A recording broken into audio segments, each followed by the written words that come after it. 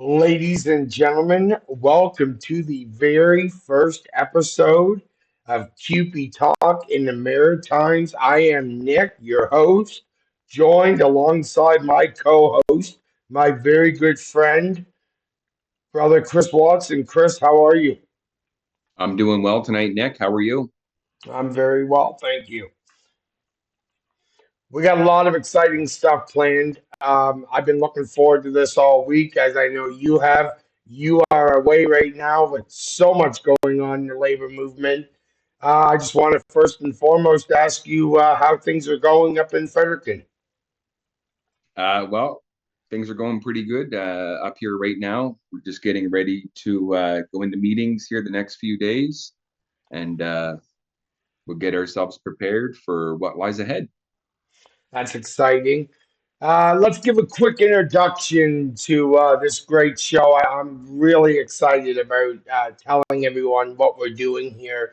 I can't think of anyone better than yourself to start off this introduction and maybe a brief little idea of just who Chris Watson is.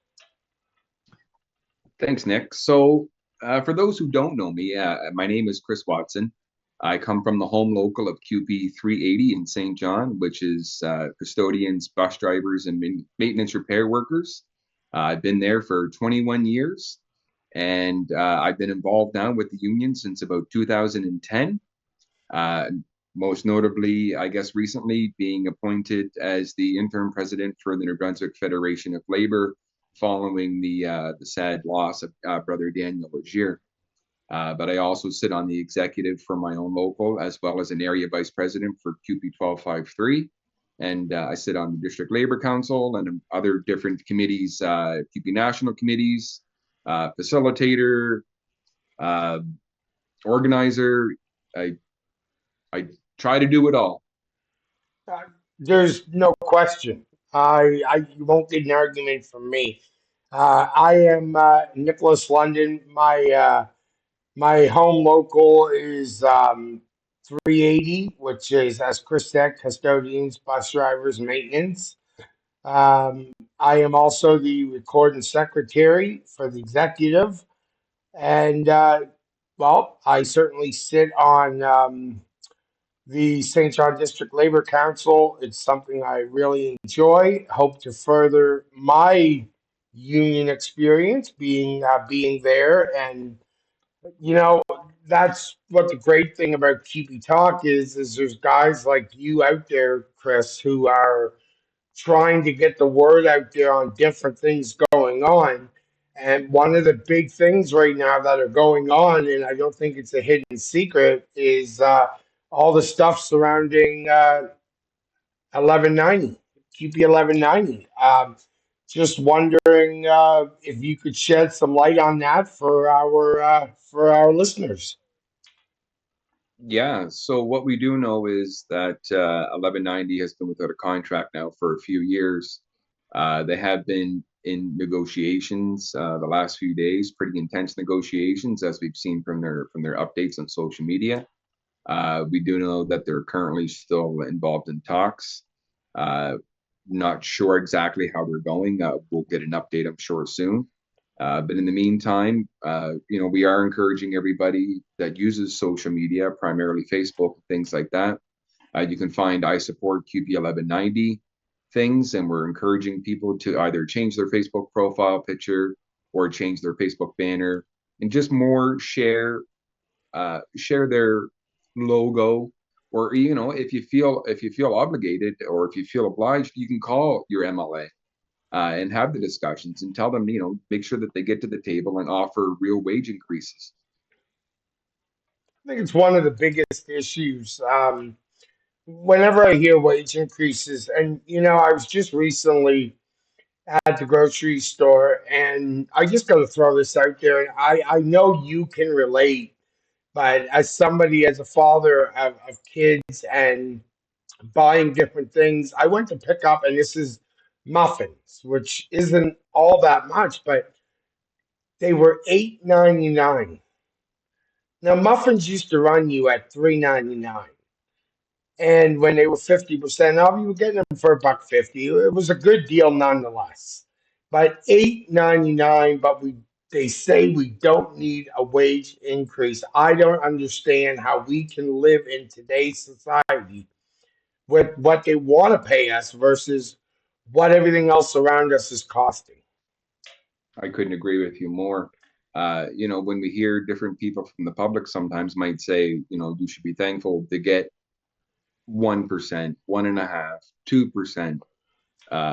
That doesn't sound too bad, but when the cost of everything's gone up, that 1, 2% doesn't bring the same buying power as it did 10 years ago. That 1, 2%, when you get low stagnant wages, doesn't actually equate to very much.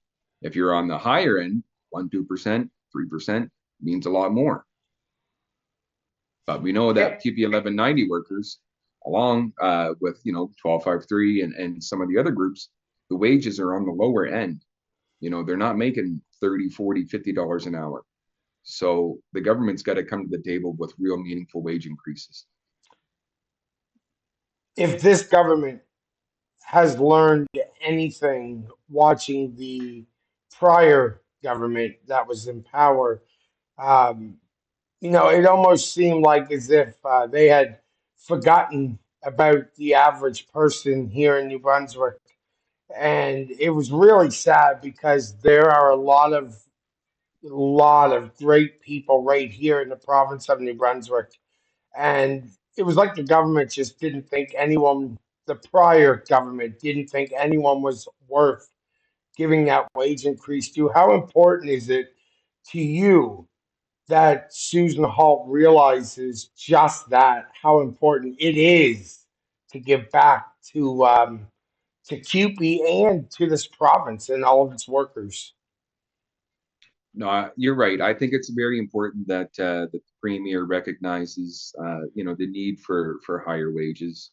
It's the only way to get, more return and investment back into the province. When the wages are low, you're forced to go to big box stores and try to spend your money versus supporting something local. When you have a higher wage, it comes back around. So in order to keep New Brunswick thriving, we need to see that higher wage. I do know that some of the negotiators on government side are people that have been there under the previous government regime, continue to be there. So it might be beneficial, like I said, to call your MLAs, because at the end of the day, the government does have the final say, as we know, for I guess we'll say sealing the deal. I like that. At the end of the show, I'm actually going to put up the memos that 1190 had sent out just a few days ago for you guys to take a look at. But one of the things I want to do right off the hop is discuss the fact that keeping the Maritimes is really important. We don't want anyone to think that, hey, we're just discussing New Brunswick because we all know keeping the Maritimes. Well, QP Talk is all about Prince Edward Island as well. And Chris, our family over there, our friends, and they too have a lot on their plate. What can you tell me about QP PEI? Yeah, so I have reached out to some comrades over on the island, and one of the things that they're seeing over there is underpaying of workers. So it's not something that's just here happening here in New Brunswick. We see the same thing happening there as well. Underpaying workers, privatizing of services, and just a blatant disregard for workers in general. Um, so when we talk about the different things that are happening here, uh, it does have, I guess, a ripple effect across all the different parts of, not only in the Maritimes, but I guess throughout Canada. And that's why it's important for us to try to make sure that we make a difference here, because it ultimately will make a difference in other areas as well. That's one thing about you being the Federation of Labor president is you have a lot of people that you deal with. I would almost say on a daily basis, but definitely on a weekly basis. Um, you know, when you think of everything you're doing, how often are you going to have to be in the know when big things like privatization and all that are going on, like in Prince Edward Island? Yeah, how important is that you always are up to date with that kind of stuff?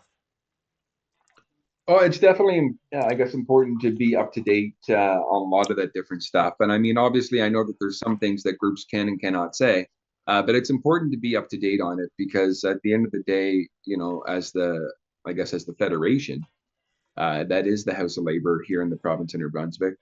And when we're in the know, we're able to help more. But ultimately, as the federation, we take our lead from the affiliates and our QB affiliates that are at our executive table here in New Brunswick. We have our regional director, Sandy Harding, and we also have our provincial QB New Brunswick president, Stephen Dross, there as representatives. So they give us updates quite regularly, and we're able to help out. I do know that over on the island we have Carl Percy, who is the Federation of Labor president over there as well, and I know that he'll be in contact with QP over there.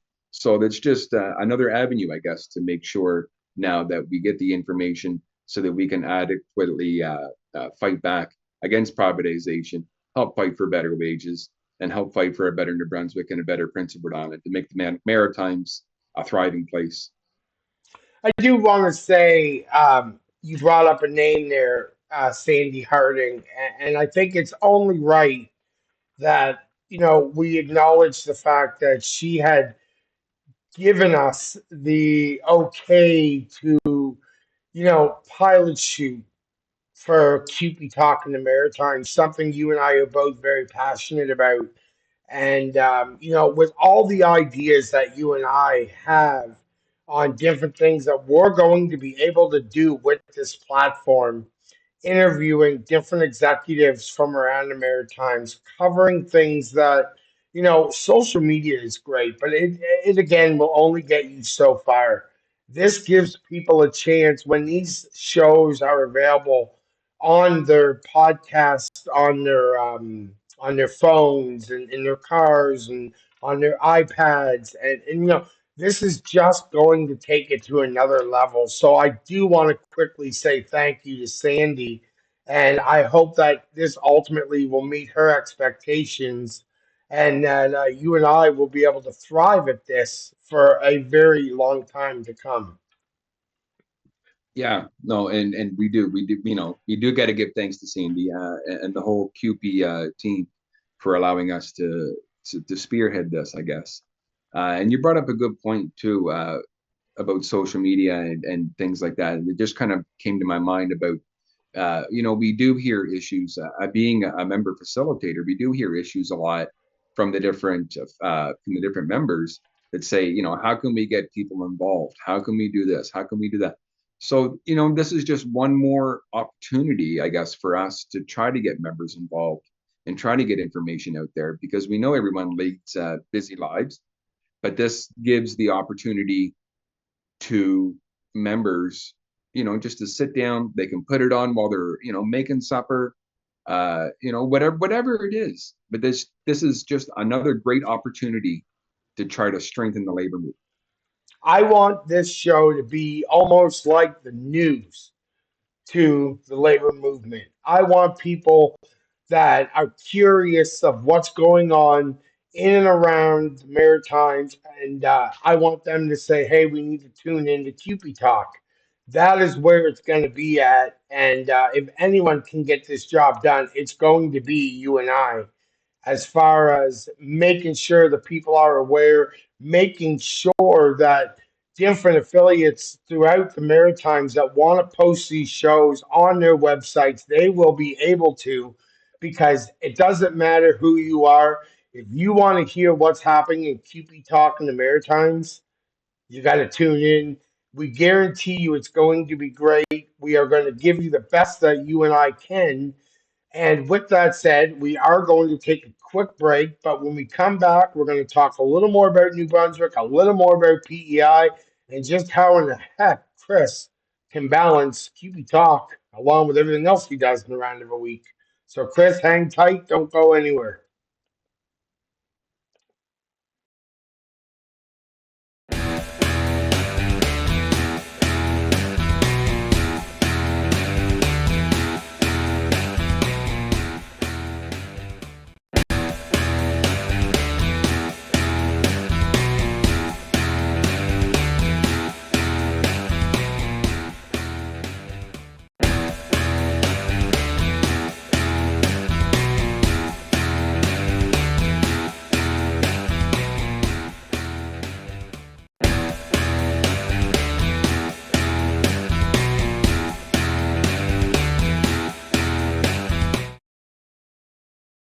All right, we are back here on Cupe Talk in the Maritimes, the very first episode. And of course, I am Nick, joined alongside my comrade, my very good friend, Chris Watson.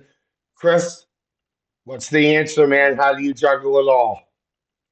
So the way to juggle it all is to work with your team. You're an executive. You're not elected alone.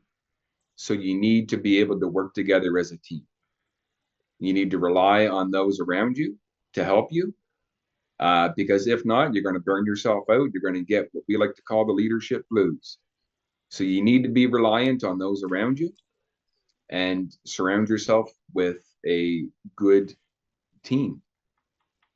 And that's how you do it, really, at the end of the day. That's You really know, well said. No, really, that's really well said. I couldn't agree more.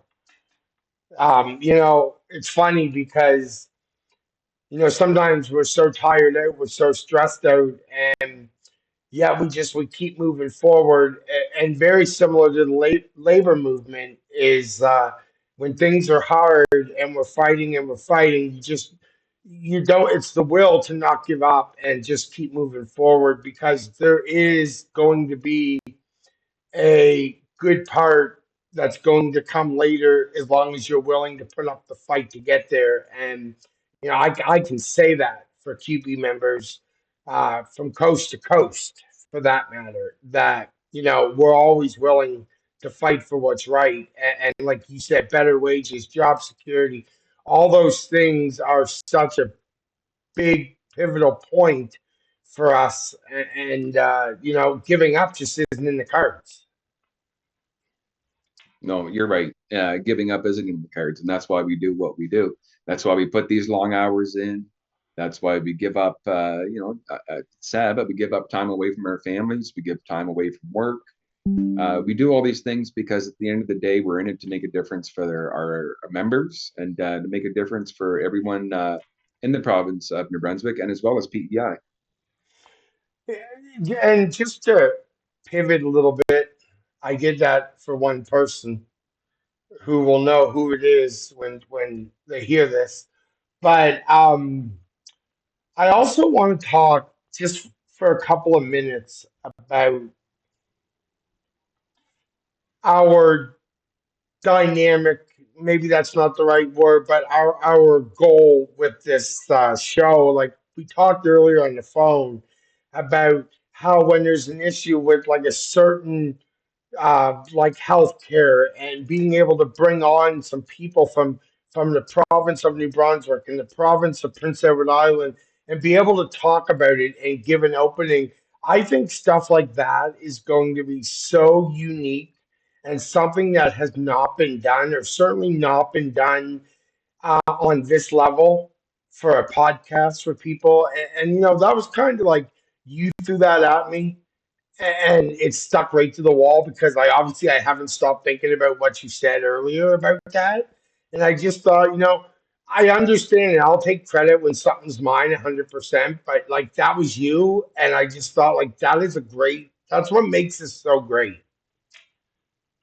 Yeah, and it is a good opportunity. If we have something that's precedent involving, say, education workers, and we have the ability now with this to bring on somebody from the education component, and they can talk about what the issues are. We can reach out also, like you said, to someone in Prince Edward Island, and we can bring them on together. We collaborative.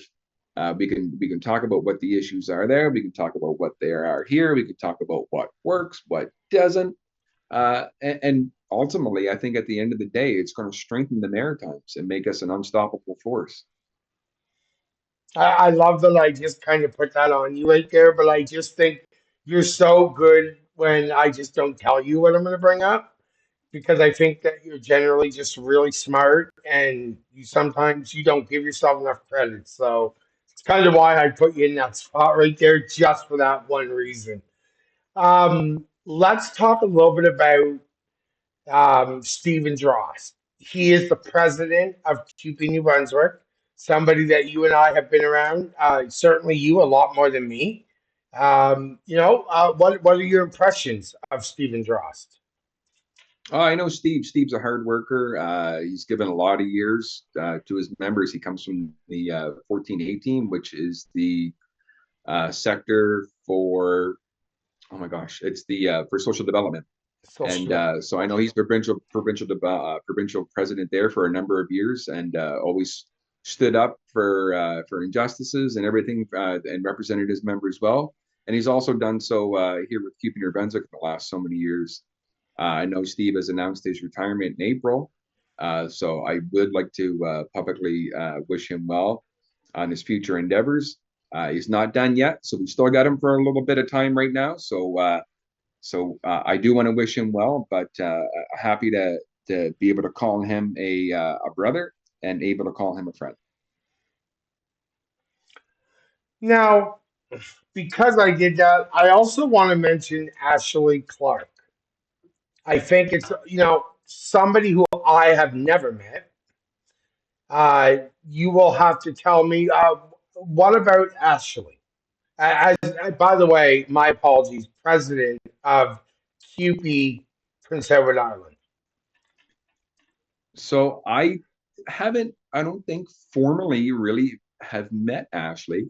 I had been to a couple of rallies where she's spoken at, and let me tell you, she knows how to get a crowd motivated, and I was ready. I was ready to take on whatever it was she was selling at that time, because I tell you, her passion and her drive that she brought to that microphone, boys, I couldn't be more excited to potentially have the opportunity to work with such a great leader. Nice. Now, we got a few minutes left. Obviously, this is our first show. We've certainly given the introduction, we've let people know what our game plan is, but I want to spend the last 5 minutes talking about your mentor, uh, Mr. Danny Legier. Somebody who meant a lot to you. I'm not trying to get you emotional on the show, but I think it's only right that we take a few minutes and talk about him because he left behind a legacy that I'm not sure will ever be matched. No, you're right. It's uh, Danny Legier has left quite a footprint, I guess, on the labor movement. He was president of CUPE New Brunswick for, I think, 14 years, coming out of CUPE 1251 corrections. Was a general vice president with CUPE National Executive Board for a number of years, regional vice president before that, and in past president here now, I guess, of the New Brunswick Federation of Labor. Danny's been one of those people who's just, he has pushed uh, many people within the labor movement to become leaders. He pushed myself from, going to the microphone for the first time and getting on committees, and I owe everything to that man. Basically, and I'll say that I owe everything to that man for as far as uh, me coming out of my shell. I was always a pretty shy person at convention, not wanting to rock the boat, not really wanting to be seen. And Danny could see something in myself, and I'm glad that he did, because he encouraged me. Well, I shouldn't say he encouraged me. He voluntold, which is something that the labor movement knows all too well. He voluntold me to go to the microphone and speak on something, and then he left the room. He didn't give me the opportunity to refuse, and I've only grown from there. And I hear that same thing from a lot of other people. that they've grown in the labor movement because of Danny. He had a real ability to bring everybody together, whether it be in just generalized conversations or creating public sector coalitions to make sure that everybody has an opportunity to have their voice heard. So And I he's love that going you to be told missed. that. I love that you told that story about being voluntold because you told me that story in private before, and I just think it's one of the funniest stories. And I've also reminds me of like you and I believe it was Brother Wes with the equality statement. I think one of the trainings that you were actually facilitating when I too don't like to speak. And I think it was Brother Wes who said, Nick will read the equality statement. And I was like, I didn't even have a chance to say, like, what? No. Like, I don't do a lot of public speaking, but put me on the spot and I did it. And sometimes that is really what we need is someone to volunteer us to do something. Right? And no, you're right. And that's the way the labor movement works. I remember one of my very first committees within Cupe, New Brunswick, I believe, was the Pensions and Insured Benefits Committee. And there was a member from a nursing home sector sitting at the table behind me. And all I feel is this tap on my shoulder as they're opening the floor for nominations. And he says, "Hey, you're young. I think you'd be good at that." He says, "I'm going to go nominate you." And I'm going, "Oh my God, you're going to nominate me?" And he got up and nominated me. And I just said, "Sure, why not?" And I accepted my nomination. And I get to learn all about pensions. So, sometimes if you don't step out of the box and take those chances and take those risks, you're not sure of what your full potential is. So I encourage anybody that's kind of on the fence about getting involved and whatnot, do it. You don't actually have to start joining up in committees, but you can just attend a rally and attend an information session. And that's how it starts. And it doesn't even necessarily need to be a Cupe group. You can go support somebody else and say, "Hey, I'm from Cupe. I support you," and just go and be there. It's definitely the future. It's all about the future. And I have a whole list of people I could sit here and name off each individual who got me moving and put me from my comfort zone right out into the middle of the ice. And I took it and ran with it, and the rest was history. But with under a minute left to go, I gotta say, number one, you're out of water. Number two, this has been an incredible start to the show.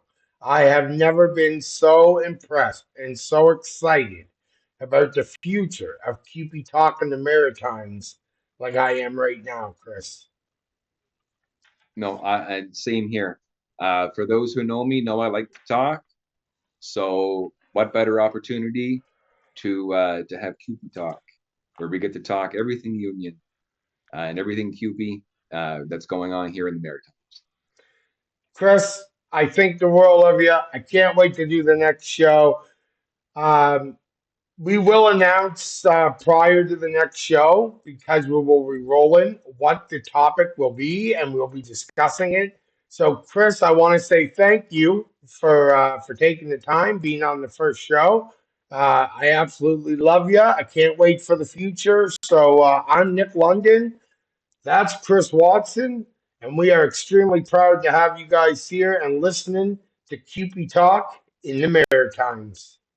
And always remember, hope is stronger than fear.